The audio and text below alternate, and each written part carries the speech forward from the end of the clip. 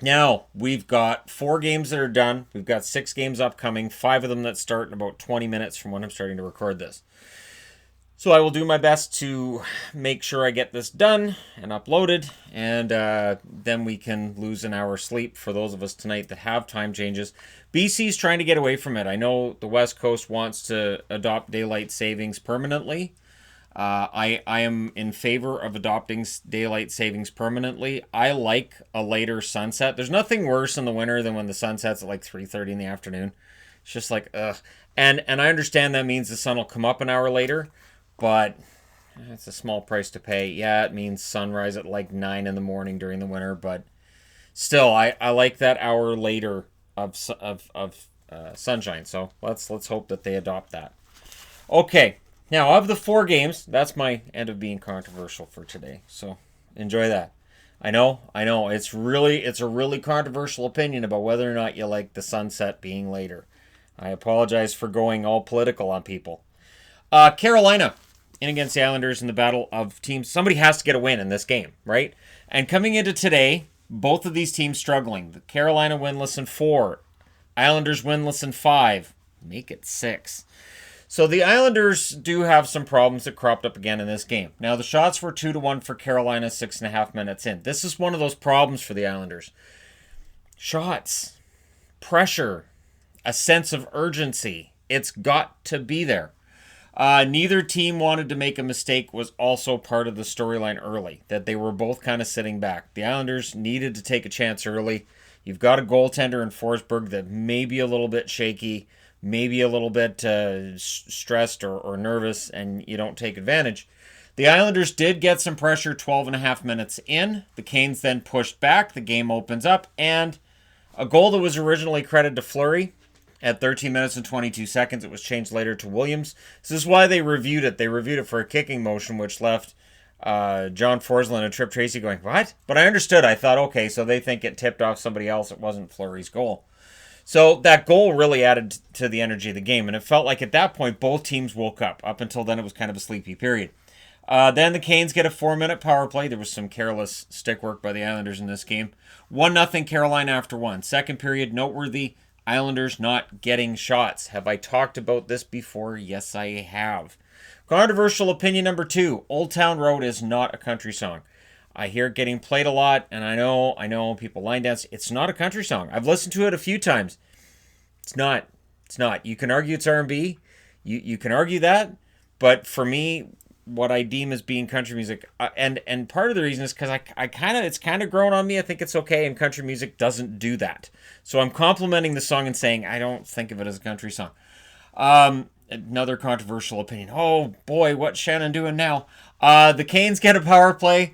Grice denied Williams, as Williams went for his second, and then Pollock would score from Lee at 5:15. So 1-1, and then there were chances at both ends after the goal. Again, that seemed to relax the teams. They start playing their games. They start some wide open hockey, which is not really Islanders' style of hockey. But the Islanders haven't been winning with their style of hockey, so I agree with them trying to change things up. The Islanders would get a power play and then get another. Sorry, I had to pause and have a drink of my beverage. I'm choking on my political views. So, the Islanders got a power play. They then got another, but we go into the third period tied at 1. In the third period, Forsberg denied Barzell. Great play by Anton Forsberg. And then the puck goes the other way. Edmondson gets a goal at 6:16 from Teravainen and Svechnikov. And in the third period, it is 2-1 for Carolina. The Islanders would push back 11 minutes into the period, and eventually that is successful. Bailey gets a goal from Dobson and Green at 15:02. Great pass by Dobson. Noah Dobson, that kid is, I still think, going to be a pretty special defenseman for the Islanders. Then there's a last-minute power play for the Islanders, and here's where the carelessness comes into it. High stick to Jordan Staal, 4-minute high stick. You can't say it wasn't. Stahl's bleeding all over the place, so yeah, it's a double minor high sticking. Takes the Islanders off of that power play. And then in the overtime, while on that power play, Carolina gets a goal. Or was it? So right away they're looking at it and saying, was it a high stick by Svechnikov? I thought it was. And I'm going to be honest now. Here's the thing. When it's called on the ice as a goal, you need definitive proof. Notice definitive, that overturns that goal. I think it was high. The funny thing was, I'm listening to Tripp on the Carolina feed going, well, I think that clearly shows it wasn't high.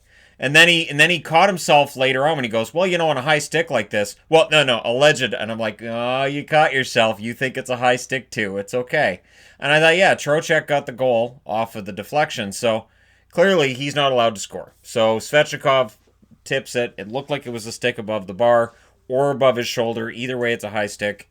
It bounces off the crossbar right to Trocheck. Trocheck puts it in the net from a tough angle. They count it. After the review, they count it. So that tells me either they had an angle that was better than what we saw on television on this feed that showed it was below the bar, or they couldn't find one that definitively showed the stick was high at the time. Trocheck with the goal from Svechnikov and Aho at 1:36. Carolina makes it a 6-game winless streak for the Islanders. They do get a point, so they have 79 points now, but boy howdy, are they in trouble. Forsberg, 24 saves on 26 shots as the Canes move to 77 points. Greiss, 25 saves on 28 shots. Somewhere Rangers fans are cursing at this game because it's a three-pointer. Three stars are Trocheck, Edmondson, and Pulock. We'll see if that gets Trocheck going. This was his first point as a member of the Carolina Hurricanes. Power plays, 1 for 5 for Carolina, 0 for 3 for the Islanders. Shots, 9-6 for the Islanders in the first, 9-6 Carolina in the first, 11-9 Carolina in the second. The Islanders then had control in the third. 11-7 were the shots. In the overtime, 1 shot. That's the one that matters from Carolina. Final shots, 28-26 in favor of the Canes. So there you go.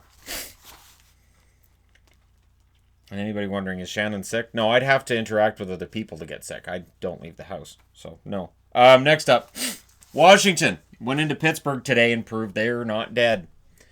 And I've been saying this all along. Like, I'm looking at the power rankings board, and I really haven't dropped them down as low as I think some Capitals fans would want me to.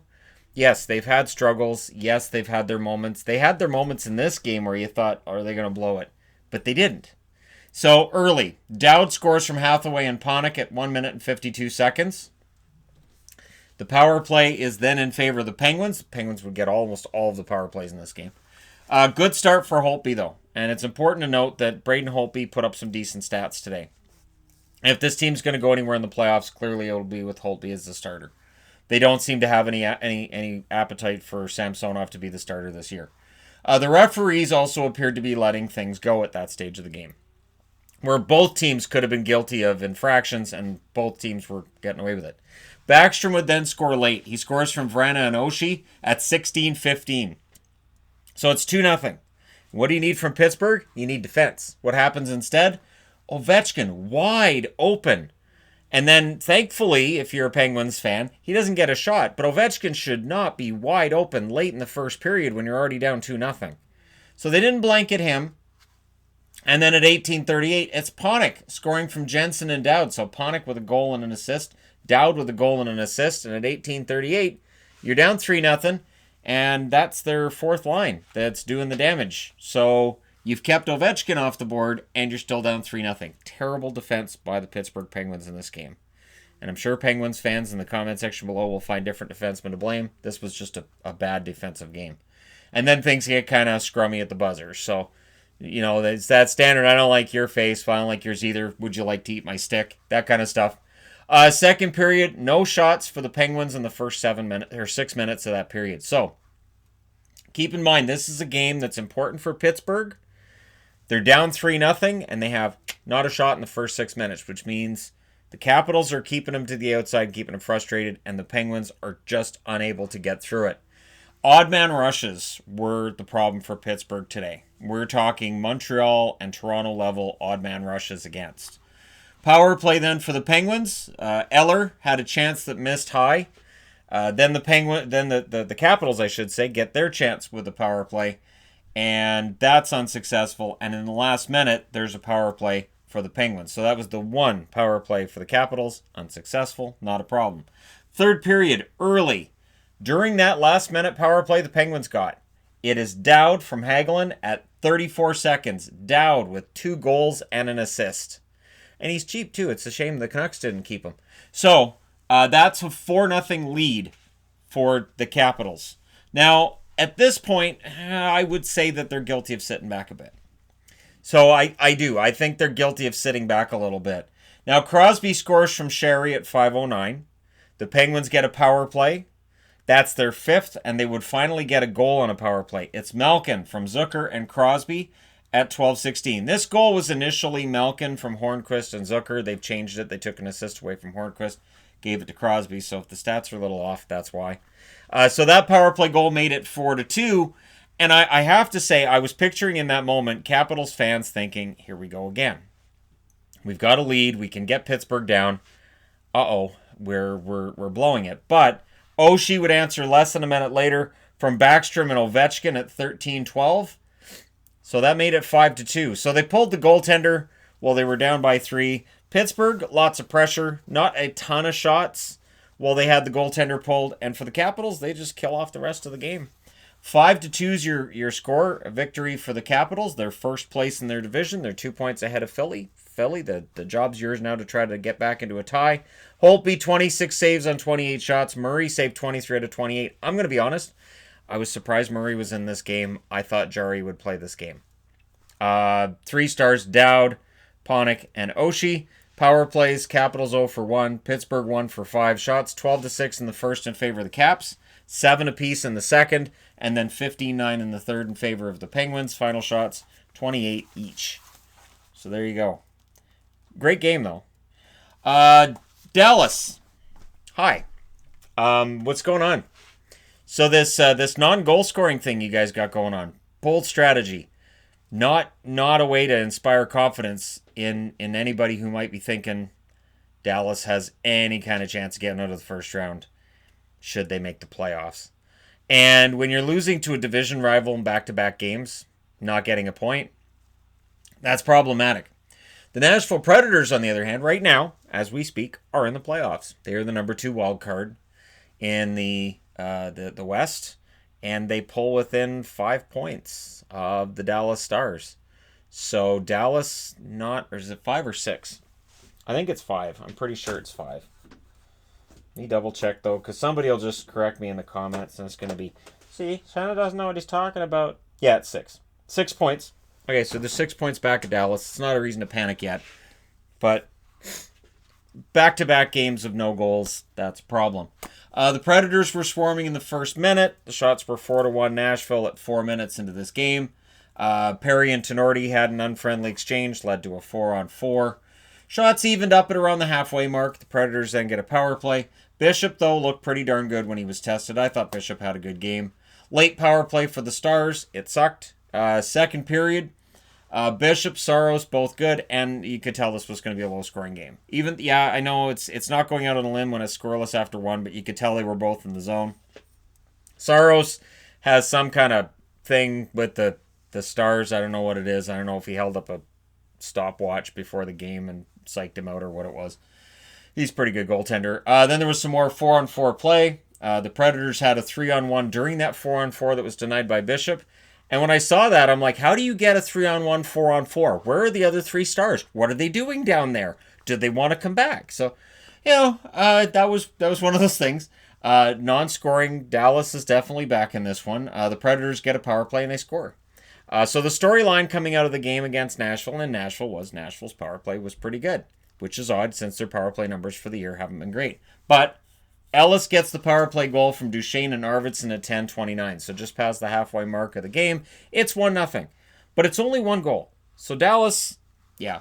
The Stars have problems with Saros. They get another power play before the end of the second. That's their last power play. It doesn't work.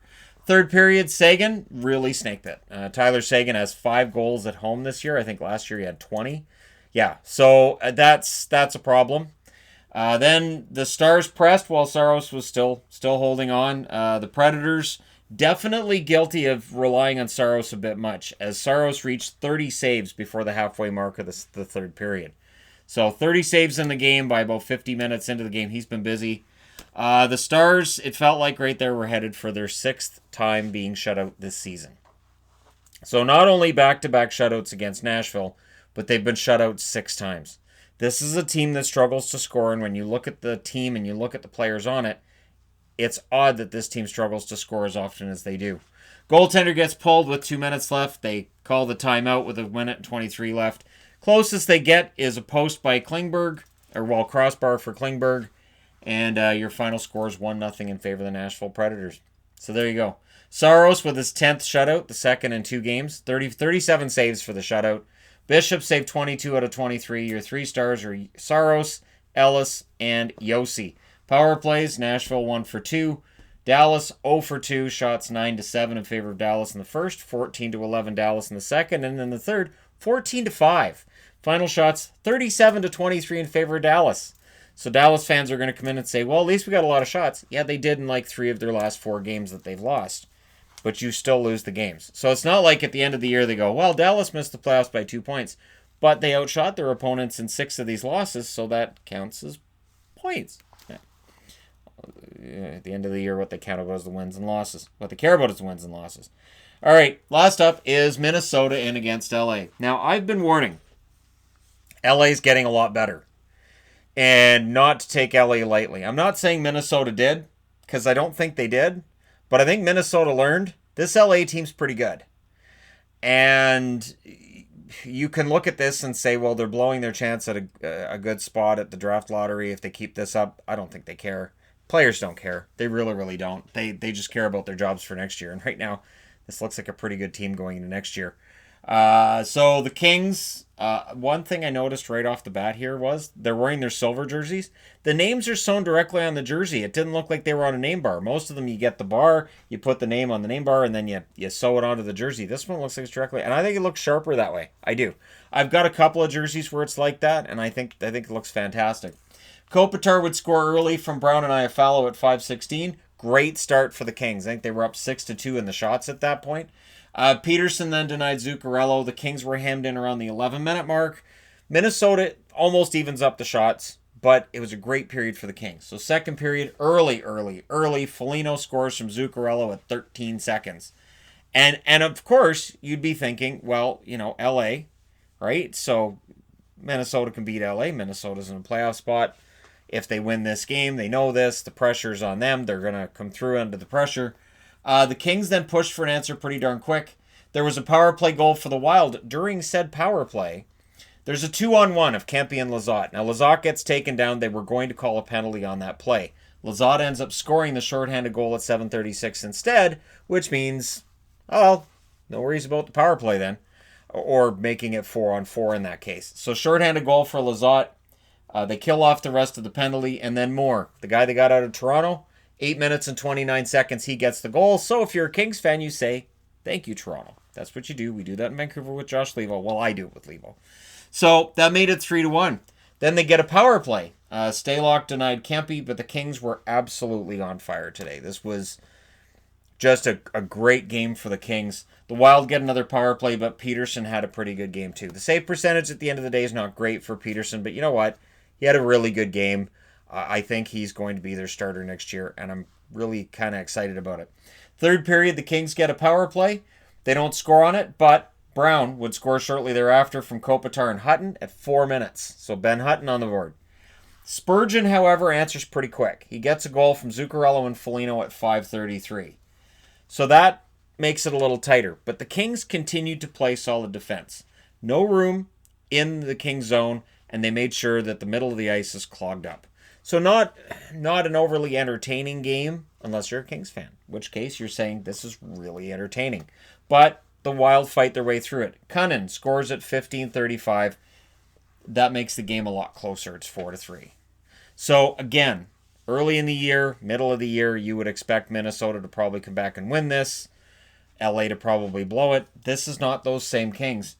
Brown scores from Iafallo and Doughty at 17:47. So a little over 2 minutes later, Brown scores the goal. Then Minnesota does what they have to do. They pull the goalie. Who gets the empty netter? Brown with the hat trick into the empty net from Kopitar at 18:46. They drop the puck. 14 seconds later, Gabriel Velarde with his second. That makes it 7-3 for the Kings. They absolutely whooped Minnesota today. Kings have won 8 out of 11. Don't look now. The Kings look pretty darn solid. So they come into today 7-2-1 in their last 10. So another 8-2-1 in their last 11. Do not take the Kings lightly. or this happens. I'm not saying that Minnesota necessarily took them lightly, just these guys are for real in my eyes. Just too late in the season to make playoffs, right? Stalock, 28 saves on 34 shots in the loss. Peterson, 25 saves on 28 shots in the win. 3 stars, Brown, Kopitar, and Lizotte. Shots favored LA, 10-8 in the first, 13-8 in the second. Both teams had 12 shots in the third. Final shots, 35-28 in favor of the Kings. Power plays, 0 for 3 for Minnesota, 0 for 4 for the Kings. They didn't need their power play. They did their damage shorthanded, 5-on-5, and with an empty netter spare. There you go. Let me know your thoughts regarding these games in the comment section below as always. Don't forget to hit like and subscribe if you're browsing your way through. You just happened upon this video. And now we've got 6 games tonight. Let's see who wins those. Thank you guys so much for all your support. I will talk to you again soon.